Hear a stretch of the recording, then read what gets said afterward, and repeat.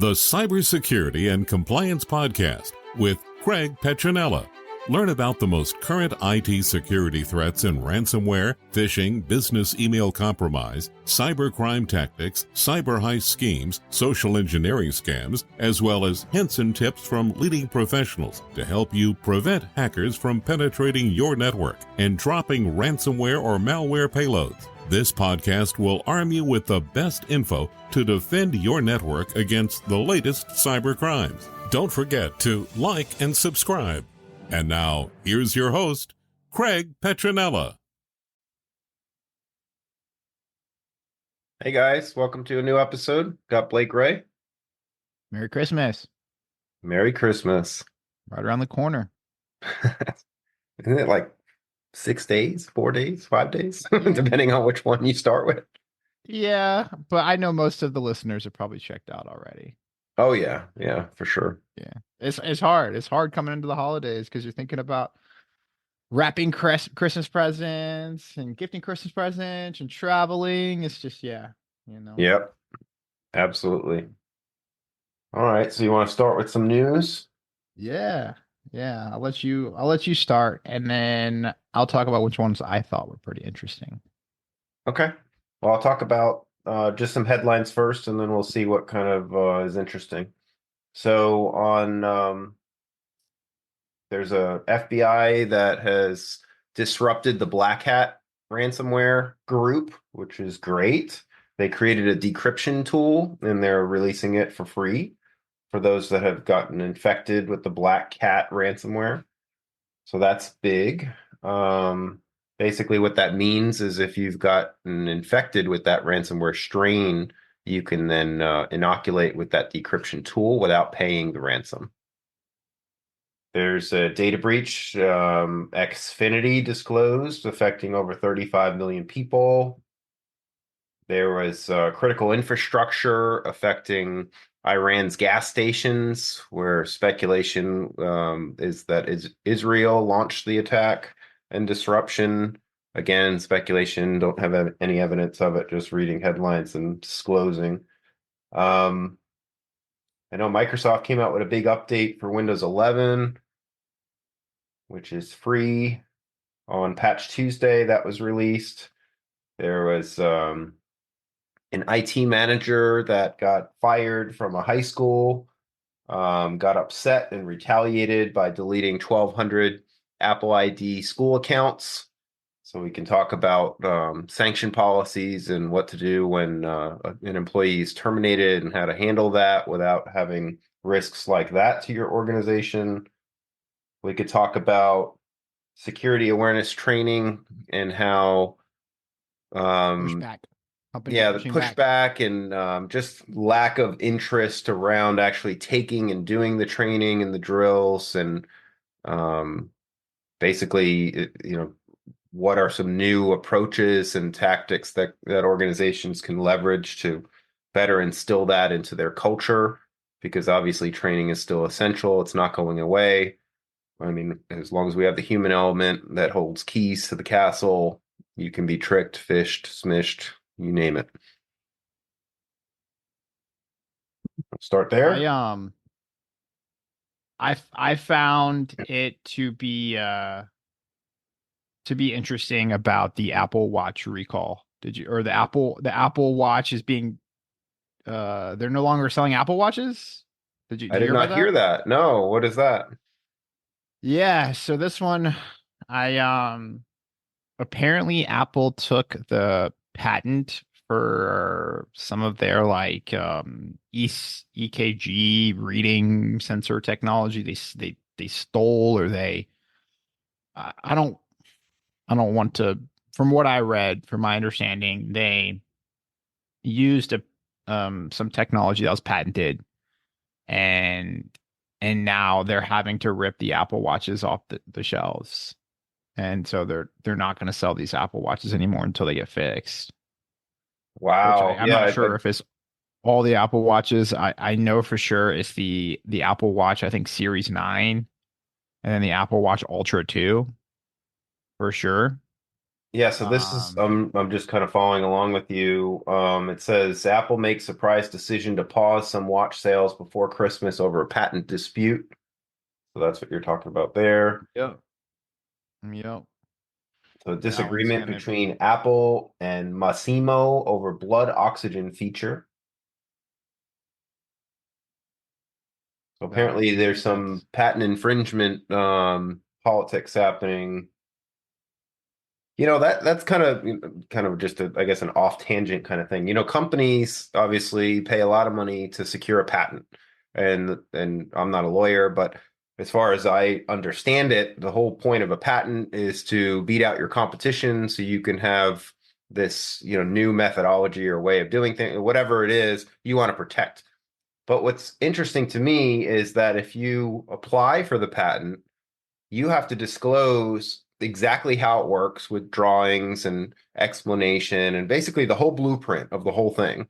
And then you have to submit it with an application. And typically, people hire some law firm to handle this for them because it can get complicated. Some people do it themselves. But my point is that you have to kind of tell the world, hey, look, this is exactly how I do this. And then you have to hope and pray that you're going to get, number one, awarded the patent, and number two, get some type of protections, right? But I know you, Blake, and we've talked about this before. I don't know if we talked about it on a podcast before, but um, I guess the issue that I have with it is, let's say you have the patent. Let's say I don't know what this company is. I think it was Massimo. I'm assuming Massimo is a smaller, it says medical technology company. I'm assuming they're smaller than Apple from market cap perspective, right? probably if Right. So, they're suing Apple. I mean, it's a. but I feel like they. yeah, so it's like big guy, aka Apple, versus little guy. Again, I'm speculating, but I'm basing it off of my lens and my vantage point. Suing the little guy, and now little guy has the patent, but little guy has to hire like all these attorneys to fight, right? And then now little guy's got to come up with all this money to pay these attorneys because these attorneys want to get paid typically by the hour. They're not going to, oftentimes, they're not going to do like a contingency. Maybe they will. I don't know. But the point is, most situations are you pay attorneys fees, and then you have to kind of litigate, right? Or try to settle. But my point is that whole process is super expensive, and you can have some, clause in your contract that says that, oh, the other party is going to pay attorney's fees. Well, yeah, but guess what? You got to still lay it all out. You know what I mean? Like, so this little company, Massimo, might have to spend hundreds of thousands or whatever it is to defend this patent in court, right? And depend again, most things settle, but let's say it goes to court. I mean, this can be super expensive, and oftentimes it could put the little guy out of business, Definitely. and then it goes back to um, money and power, I guess. But I mean, Apple can if they're so big, I mean, they could choose to just buy the company and then move on. That's an Yeah. option.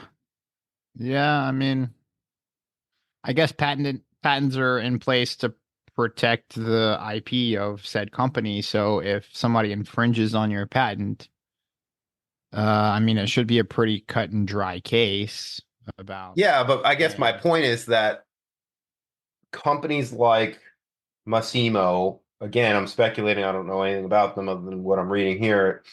I'm assuming they're smaller, but I guess my point is that if you are a patent holder or you have some type of intellectual property that you're trying to protect, you have to have reserves. You have to have cash reserves to be able to defend your patents and your rights.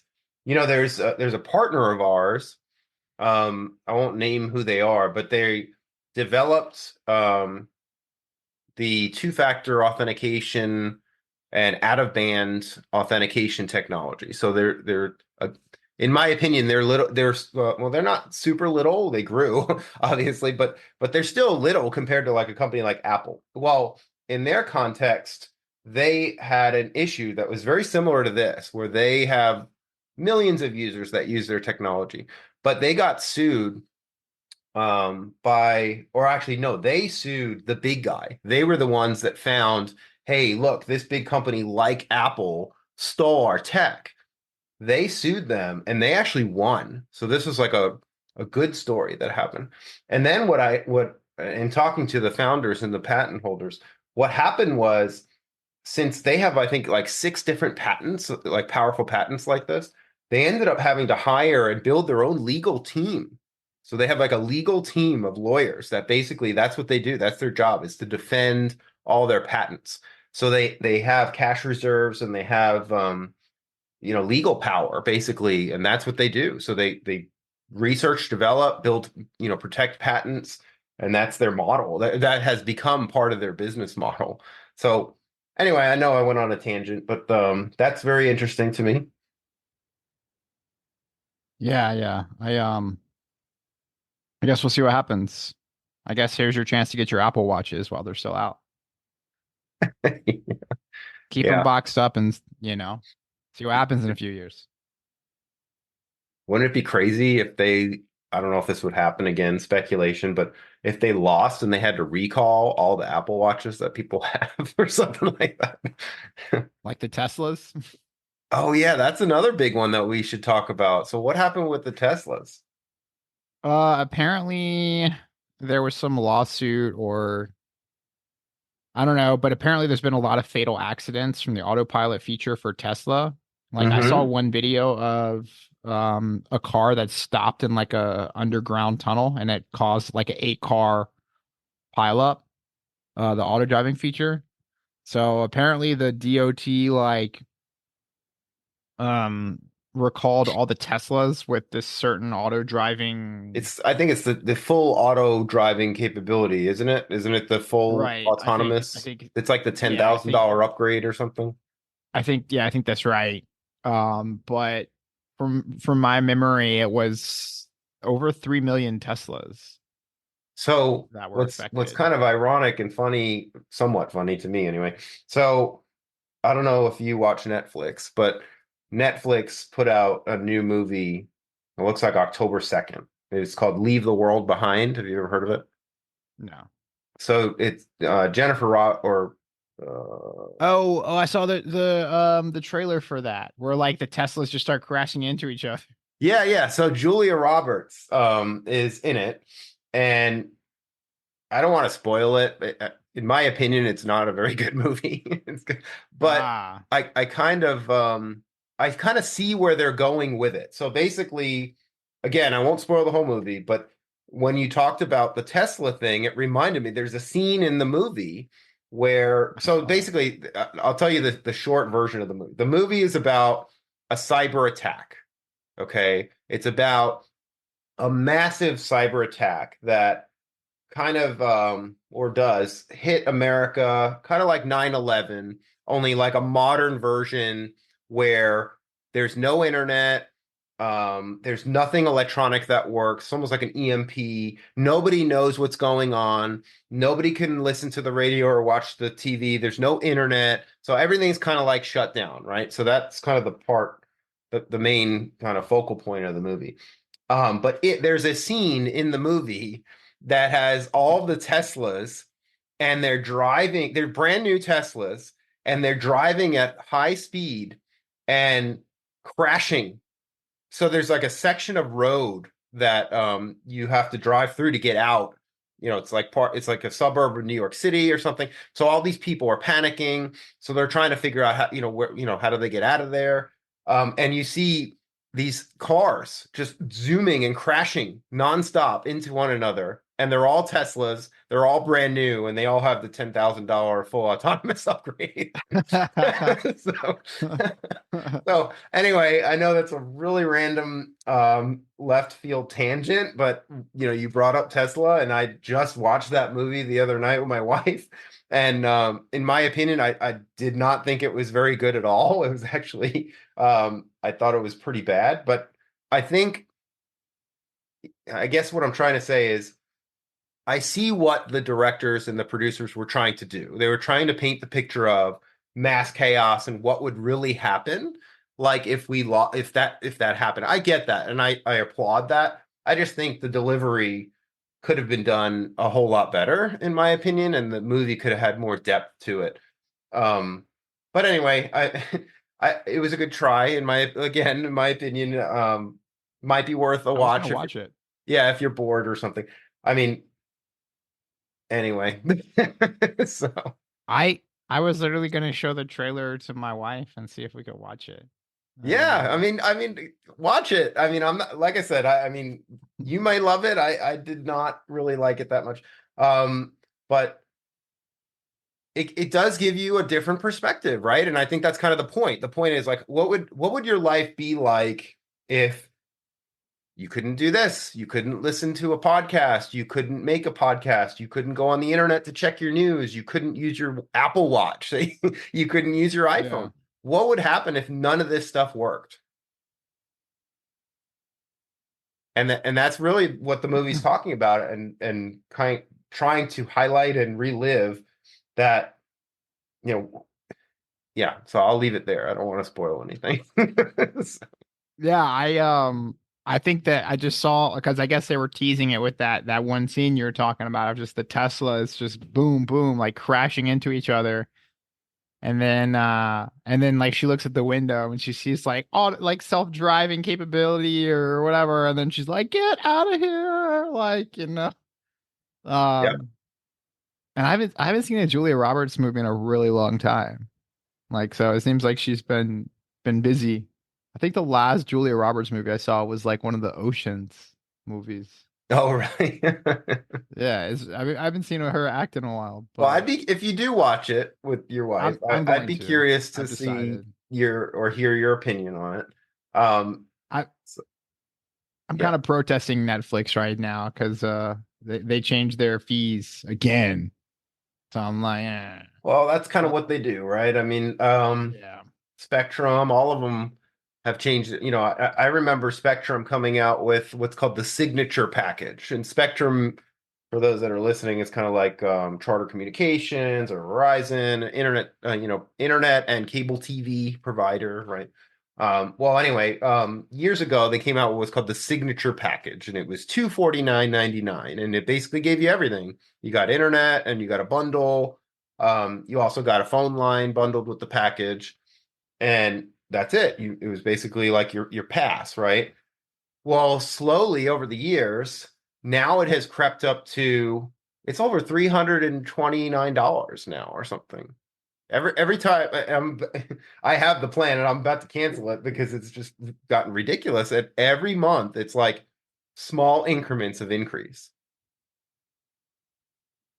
Yeah, I've been seeing some of these like every time I go to the grocery store, like I went and we were just like, all right, let's pick up a few things for breakfast, right?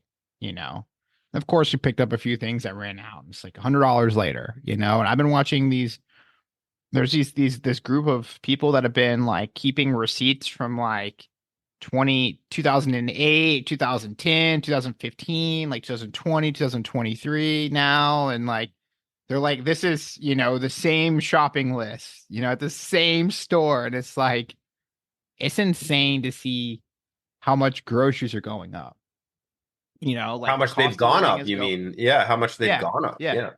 Yeah. Yeah. Yeah. Cost of living, is just skyrocketing, like the housing, skyrocketing, but then, like the wages aren't keeping up with that growth. Um, and yeah, I've been following a lot of that stuff, and, it seems to be, that the picture is painted that things are business as usual, right? But Yeah, that's a whole nother that could be a series of podcasts.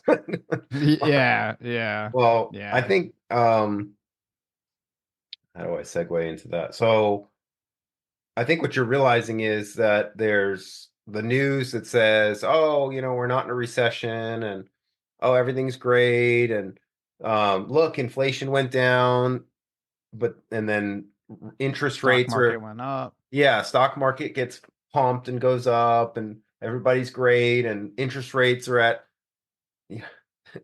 record high. I think I don't know. I mean, they're just insanely high right now. They were talking about maybe talks about no more rate hikes, but maybe they're gonna drop rates soon. I just don't know how it's even affordable anymore for most people to even buy a house. It's just, but I guess, again, my opinion, it just, there's just so much corruption everywhere and so much manipulation everywhere. I think it's hard for people to get the truth because there's just so much media you're going to see more of this too with the election coming up. There's so much media and so much bias. You just can't trust any of it. Like, you have to go on your own kind of hunt to find the truth. And I think that's the most challenging thing. And I think that some people are waking up to that fact. I remember back ages ago, learning about government and government power versus people, right? Like, when the government gets too much power, then you vote and you're supposed to try to, take some powers away from the government. But then you see now, like, there's just so much corruption and manipulation in the government, and it's like, who's paying who off? And it's just, again, I'm going in random tangents. I'm sorry, but it's just such a crazy world and I guess my point is that I think everybody is looking for like a safe haven or a more trusted system. And with, like you said, with groceries going up and milk is like $5-6, depending on the kind of milk that you want to buy. You know what I mean? It's just like not sustainable. You know what I mean? Like, I don't know what the answer is. I'm just saying that it just seems like there's so much stuff that's messed up, right? Oh, yeah.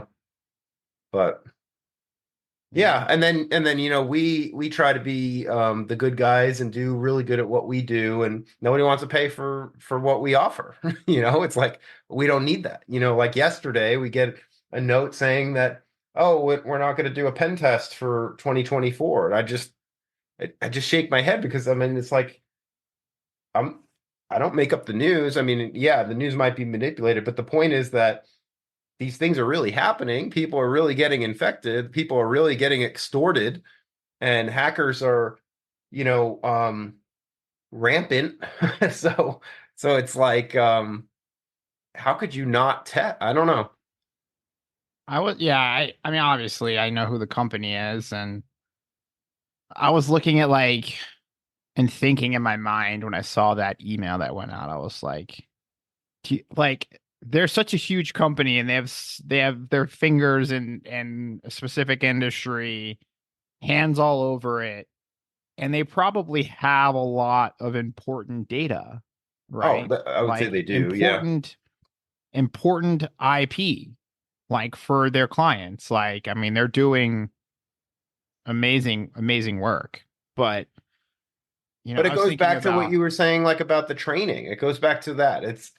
They don't think it's going to happen to them. And until it does, or until some vendor of theirs demands evidence to say, look, we're not going to do business with you unless you have this, this, and this, and you can show proof of it. Until things like that happen, where it's like, look, you have to, this is no longer optional for you. Training is no longer optional. If you want your job, you have to show proof of training and proof of drills. Otherwise, you lose your job. Like, if there's no rules like that are written and enforced, everybody's going to sit on the sidelines and be like, well, why? I'm going to roll the dice. I'm not going to do that. Yeah. I mean, it's crazy. It's crazy to think, the amount of pushback that, I mean, if we don't enact change, then change is never going to happen. Right. And I'm sure our podcast listeners are a part of that change, because here they are, right? Let's be real. Unless you're in the industry, chances of you listening to a cybersecurity podcast on the way into work is, less likely, right? Not as fun. So, yeah, I mean, you could be listening to, who knows, Joe Rogan or whatever podcast, right? But you guys are the future, and you guys are the change that we need and that we're talking about. Well, and I think that part of that, kind of stemming off of what you're saying, I think we're taught to vote, right? Vote, have your voice heard, right? But I think, again, my opinion, I think that a lot of the people that we're voting for, these politicians, more often than not, there's corruption. And we're trusting and voting for a politician to make our voice heard. But I'm not so sure that's the best vehicle anymore. And what I mean by that is I think that maybe that whole system needs to change. And maybe more power needs to be given to the people to vote on their beliefs and what they want without the politicians. Just something to think about. Yeah, I think that'd be interesting to see how that could be organized and how that could be structured, right? Because we've always put faith, like, think about it, like thousands and thousands of people from one district are putting faith in, tens of thousands, hundreds of thousands are putting faith in one person. Yeah. Like think about this, like that would not be like a fair match, right? Like imagine if that politician's on the street, right? Like just walking through DC. How many security personnel do you think that one person would have for 200,000 people or 50,000 people? Right? Yeah. The only reason why I'm saying that is because that one person, I don't feel like is capable of representing that many people. Like could be wrong, but just my opinion. Well, and yeah, and I know this is like a completely tangent podcast. Yeah, this is but this is more of a banter podcast than a yeah. cybersecurity podcast. Well, right but now. we do tie it back.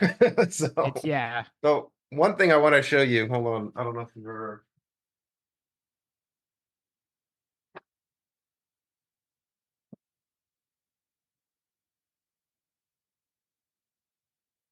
I'll take this back to cyber real quick. You ever seen one of these? Yeah, Flipper. Yep. Yep. Did you see the headlines recently about how script kiddies and teenagers were having fun with Apple devices? No, I didn't. Oh yeah. So these kids, again, I don't have the whole story or whatever. So it's again my speculation and my perspective on it. But I'm envisioning a bunch of teenage kids in different locations buying these things and just causing hell in like the Christmas lines. And what they were doing was they were locking up everybody's iPhones. They were just inundating them with NFC and Bluetooth and broadcasting messages, and the iPhones would crash. And within a 30 to 50-foot radius. So these kids, I'm envisioning this happening in supermarkets or in crowded places or in New York or wherever they are. They're just, using these things, they're upgrading the firmware on it and just blasting a 50-foot radius. And all these people are like, confused, looking at their phones and be like, what the hell's happening? Anyway, I thought it was comical to read that Apple was then pushed to do an update to iOS. So I don't know if you have the latest update. If you don't, you might want to grab it. But yeah, that was the primary driver of why they did that update. So funny. So, bringing this back to technology and cyber and compliance, I mean, you may be listening and you may not have ever heard of a Flipper Zero or these different tools, but that's part of what we do. We get all these different tools that hackers use, and we become hackers. White hat hackers trying to see and learn how they work and do research and development to learn the gaps and how to protect our clients. Right? That's really the end game for us.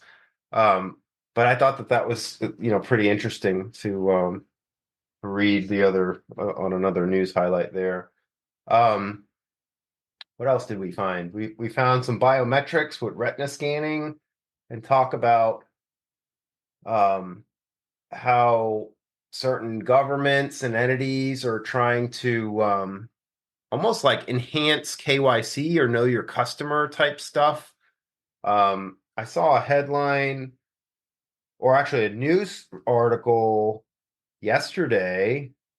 This was about the Corporate Transparency Act. If you're a business owner, now the federal government is enhancing this Corporate Transparency Act. So now there's yet another thing that the business owners have to do if you own, a certain percentage of a business. And basically, I don't understand why they have to do this, because I feel like the information that they're asking, they already have, but they're asking for like photo ID and birthday of business owner and obviously name and home address. And I mean, a lot of that stuff, obviously not the photo ID part, but a lot of that stuff's on your tax return. So I don't know really why they're asking for this, but anyway, they're trying to enhance that whole, in my opinion, the whole KYC thing. But yeah, so like, people are doing some of these pilots. Have you heard about the Elon Musk Neuralink? I've heard about the technology, but I haven't heard anything recent about what happened or what's going on with it. Well, I mean, I don't know if it was recent, but basically he's working on implants and, trying to test chips in, animals. And there's a lot of controversy around that.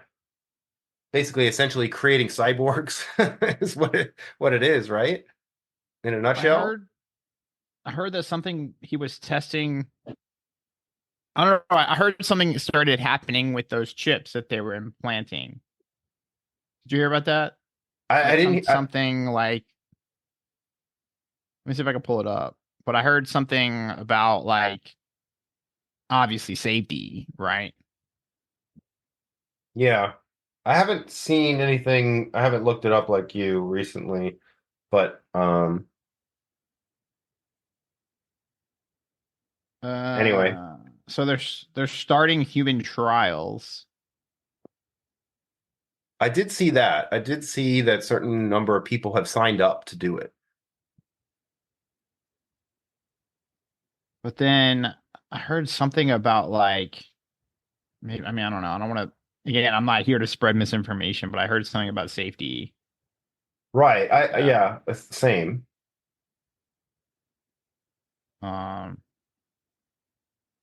Anyways, yeah. I mean, imagine that.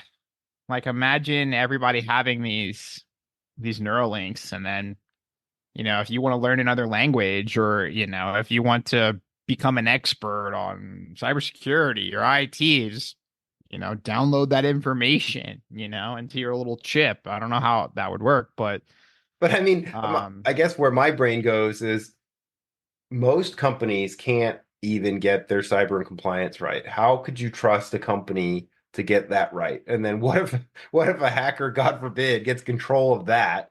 You know what I mean? Like now you're a slave to that person. You know what I mean? Like just so much risk.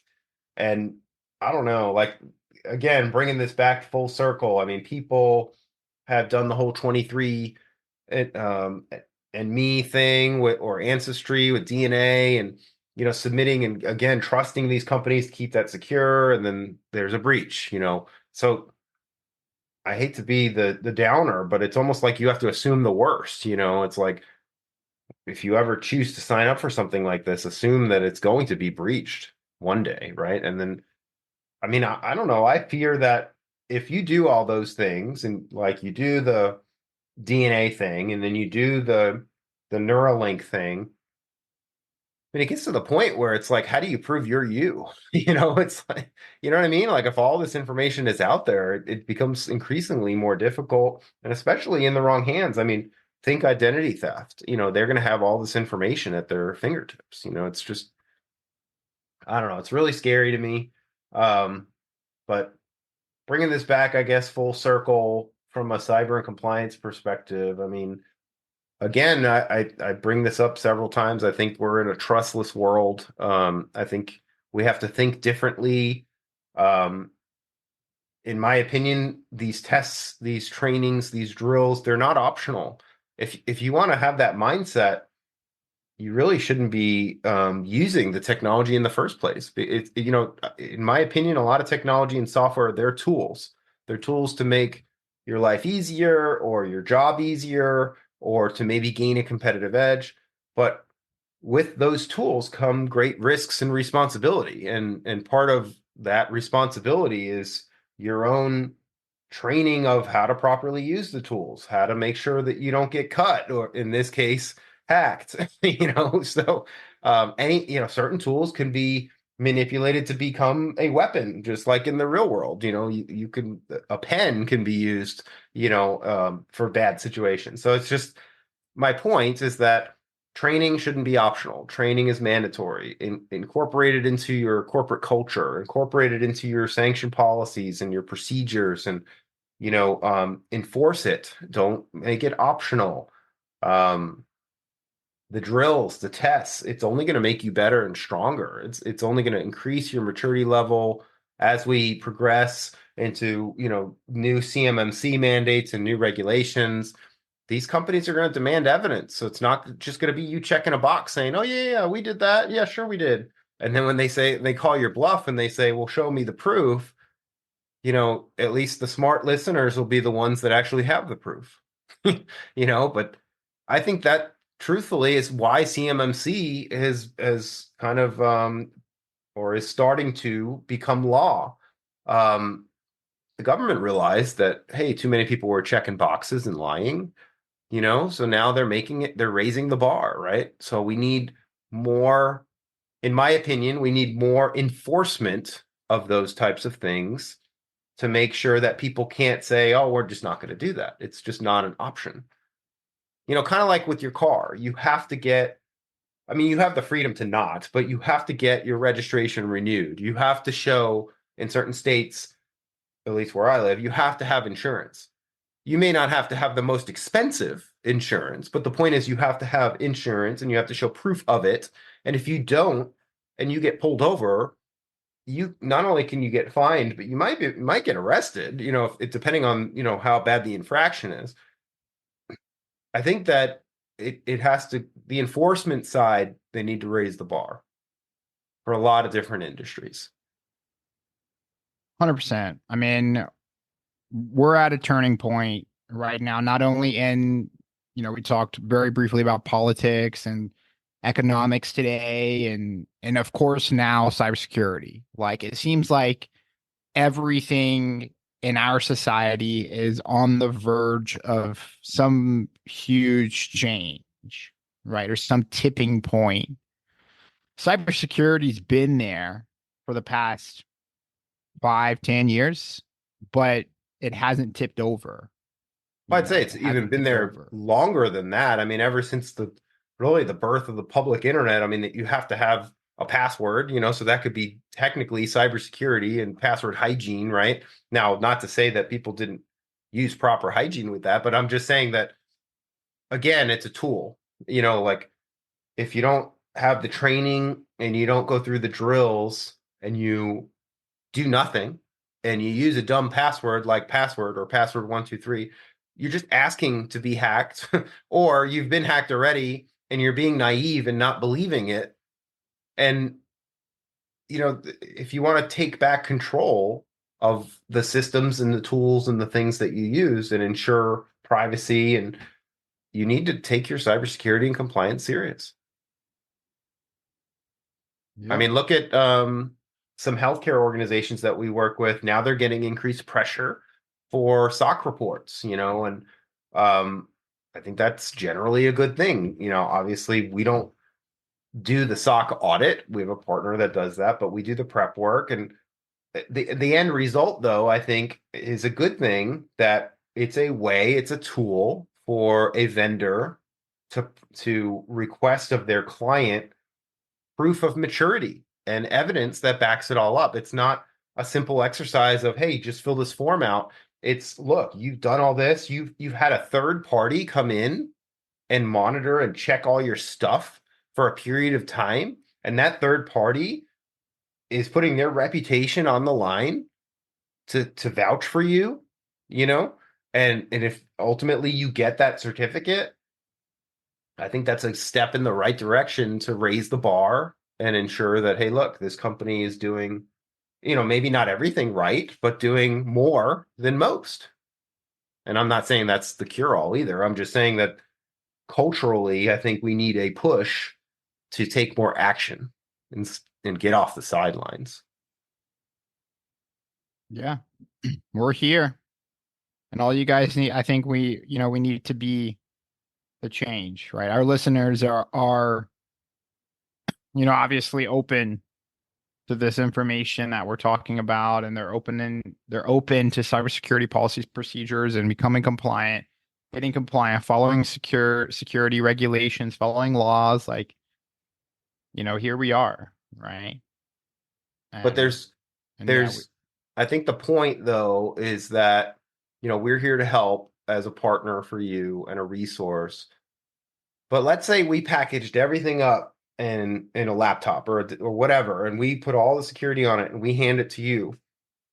You still have responsibility. The technology is one piece of it, but it's across people, process, and technology, right? So I think there's still a lot of misconception that, oh, I use Amazon or I'm on whatever platform with Microsoft and it's their problem. And that's what I'm trying to drive home. No, as long as humans exist, there's going to be the psychology and the training that's needed to operate that tool or that ecosystem. It could be the most secure thing as possible, but if you can get into it, so can a hacker. And if you don't have the proper knowledge, training, and drilling to make sure that it's just you that's getting into your systems, that's a problem. And that's what I'm saying. Like, that responsibility side is always going to lie on the shoulders of the human side. Yeah. We should probably wrap on that note here. Yep. All right. Thanks, guys. I guess we'll see you guys on the next one. All right. Take care. All right. Bye-bye. Thanks for listening to the Cybersecurity and Compliance Podcast with Craig Petronella. For other episodes and more information, visit petronellatech.com.